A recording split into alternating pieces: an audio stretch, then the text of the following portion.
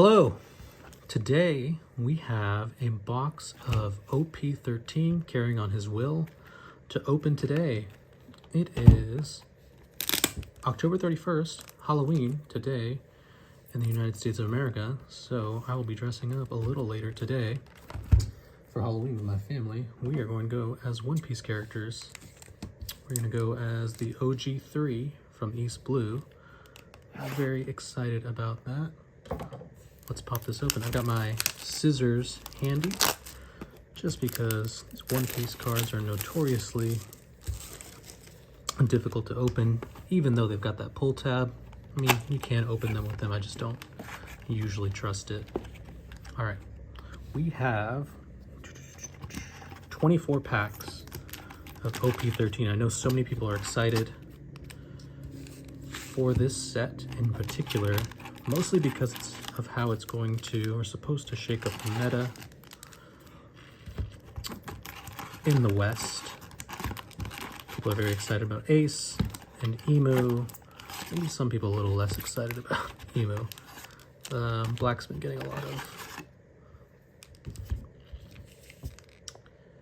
different ways to play, or at least prevent your opponent from playing recently, and seeing that a little bit with the OP14 Crocodile Spoilers. I'm very, very excited about that. A little less excited about this as most people, but let's begin. Let's go ahead and get into this unboxing. We got a box topper here. Let's check that out first. Again, there is a pull tab here on all these cards. I'm not going to use it. I'm just going to push these down to the bottom because if you do want to use the pull tab, if you don't have scissors handy, what I would recommend you do is push the pack inside from this side so it goes down into this corner, and then you can pull it from here if you want to pull them down.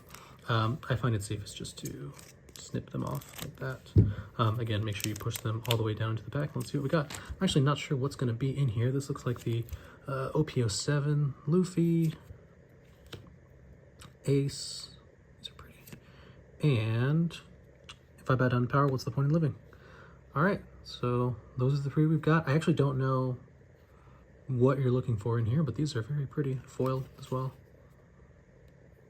Got some brothers in there. All right, let's get into the packs here. This box topper, by the way, which just came taped to the outside of the box there, so make sure if you do order from somewhere that you get one of those as well.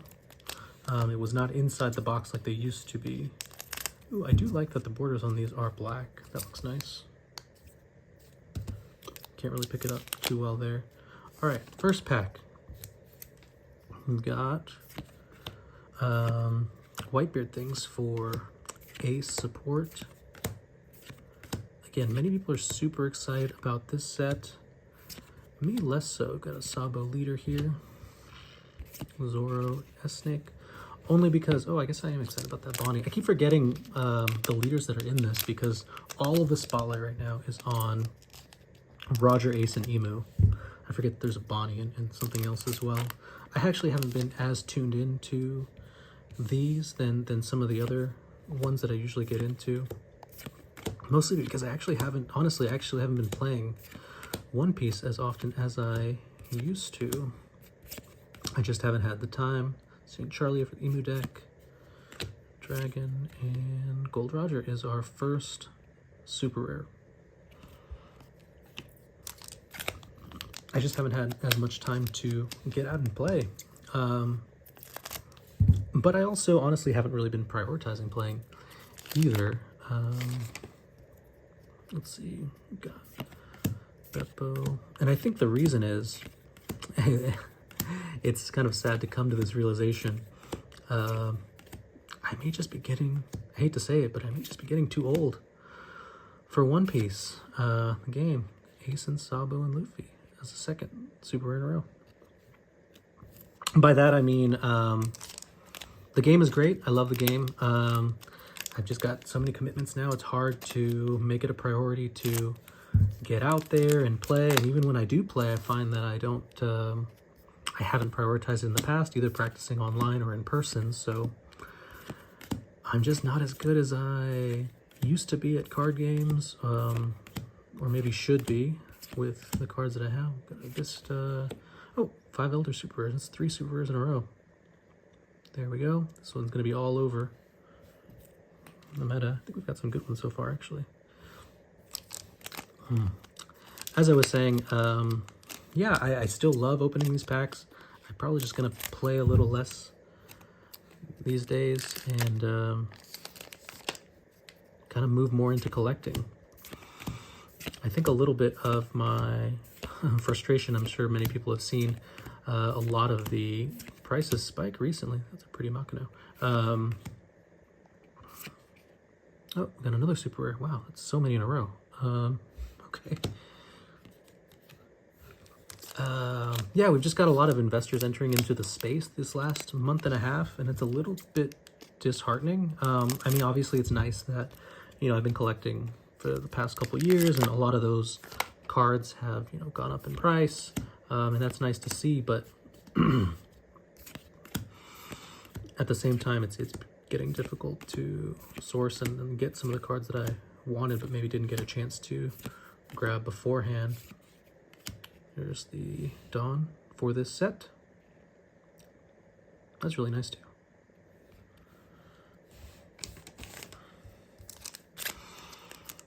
So I think I'm gonna, you know, again, come to that little sad realization that I think I may just be moving more into the collecting sphere rather than the playing sphere of One Piece, at least.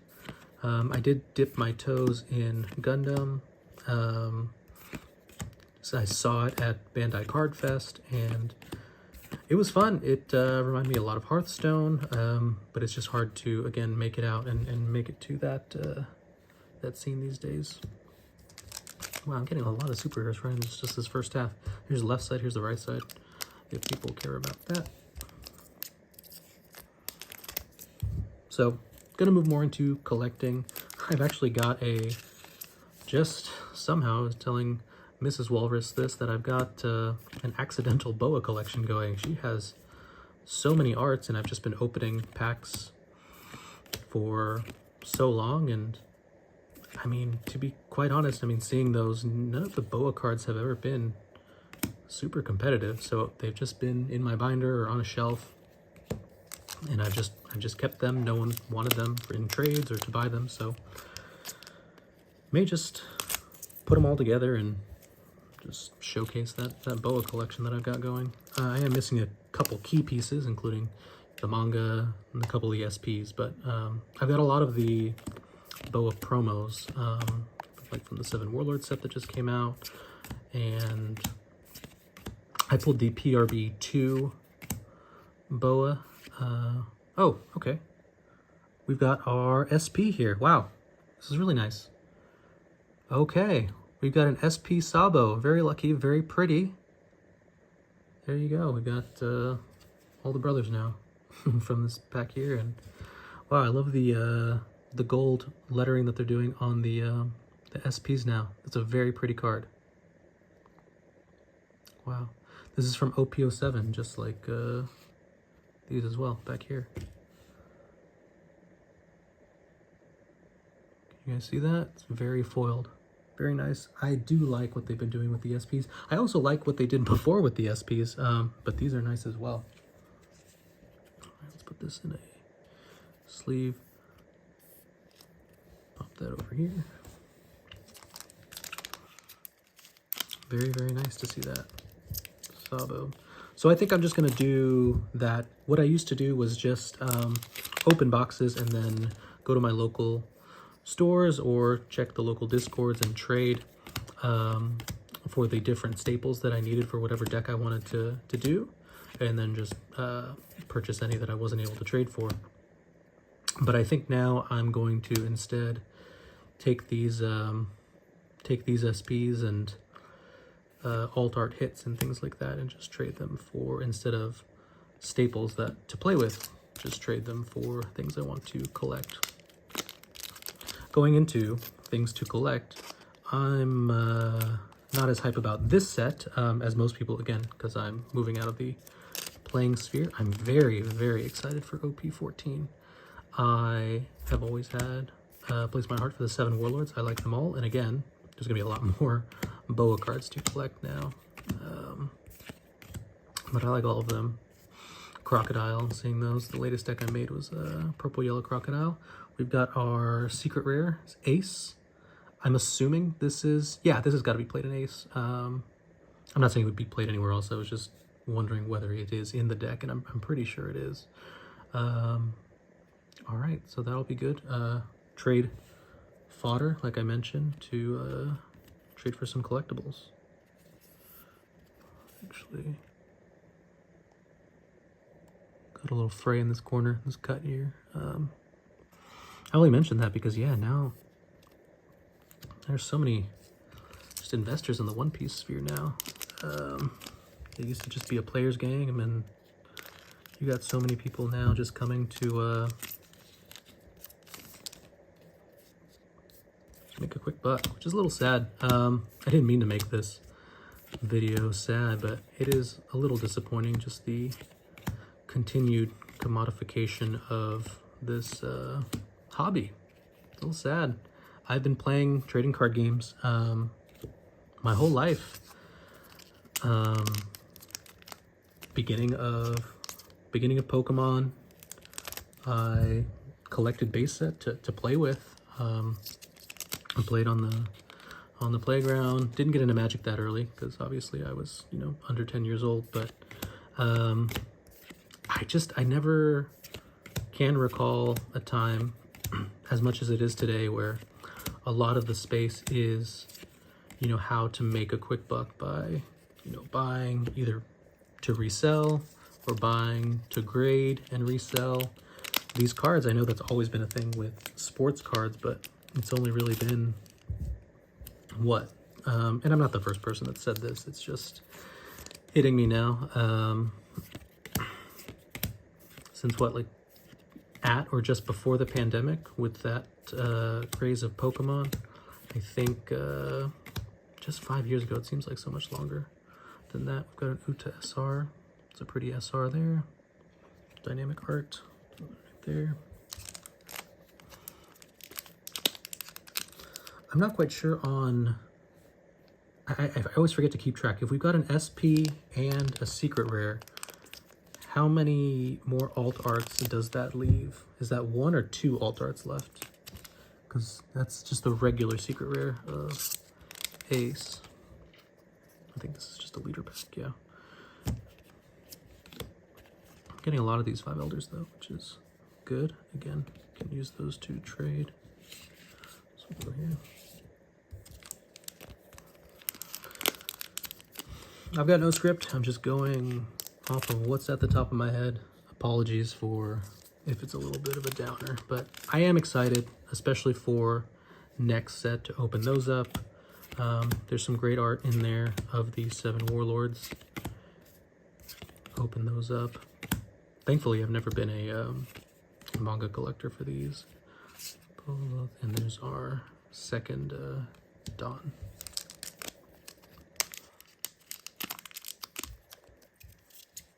Also, I'm not trying to flex either. These are all open. They're just empty boxes as a background. Again, I'm not collecting sealed. I open everything I buy. All right. Let's see.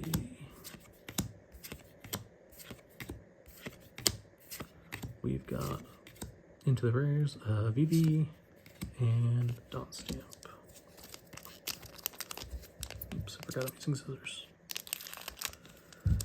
Like I said, I did try Gundam. I actually pre-ordered a case of Riftbound, but I did end up canceling that pre-order a few months ago. I got them at a very, very good price. But I actually canceled the pre-order after I saw a lot of the gameplay. It just wasn't for me. Didn't seem like the type of game that I would like. I just learned today, I don't know how true this is, so I hate to spread misinformation or disinformation, but I learned that they actually balance the first couple sets around 4 players, so the 4-player mode like Commander, so not even the 1v1. So I did cancel that pre-order when I thought that it looked pretty stale or solved in the 1 versus 1 format, and maybe I just needed to be a little bit more patient. And I've learned today, apparently, from the store manager where I got this box from, that actually in the third set, they listened to the players and said, okay, yeah, we're going to make, you know, this a little bit more focused on 1v1, and not just have it be like a card version of a board game for Eastern audiences, but also a competitive card game for Western audiences as well, which I didn't know that's what it originally was pitched as. Kind of makes sense why it came out in China first. All right, we've got Guma. We're coming up on the last few packs here. I think it's been a pretty good box so far. We got an SP and a secret rare. I think we should have at least one more alt art unless I accidentally passed it. Yori and Shanks. Let's see. Again, very excited for OP14 and also EBO3, which I think we're getting around the same time as OP15 here in the West. Those EBO3 cards look pretty good as well to fill out some decks that exist and don't have support or are yet to exist. We've got another SR here. White Beard. And all right, here we go. Last two packs. We've got Megapunk. Curious how that Bonnie deck's gonna do now and in the future. All right. Second last house, we've got a Lilith and oh wow. Okay, great. We did hit an alt art, a very good one actually. This is the alt art yellow Stussy here, egghead one. Very nice art there. This will probably go in PC, personal collection. That looks really nice. All right, I think we've got some, from a collectability standpoint, some great hits here. It's actually gonna make it harder to sell or trade some of these, but I think I can safely do that. We've got, yeah, two of the brothers there. So now let's see, I'm curious. Did that SP count as one of the hits alts? I think it does. So I think this one, unless we get lucky, will probably just be a rare. Because we've got a lot of SRs so far. All right, last pack. We've got, oh, it did look shiny, let's see. Douglas Bullet. All right, oh no, it's just the leader pack, never mind. Yep, okay, so that confirmed the SP. I didn't know, you guys probably knew before I opened it up, but the SP there does count as one of the hits, which makes sense. All right, let's check these out one last time. Again, thank you all for being patient with my whining for a bit. We've got 3 hits here. We've got the SP Sabo, secret rare Ace, and an alt art Stussy here. Stussy, I'm not sure, one or the other.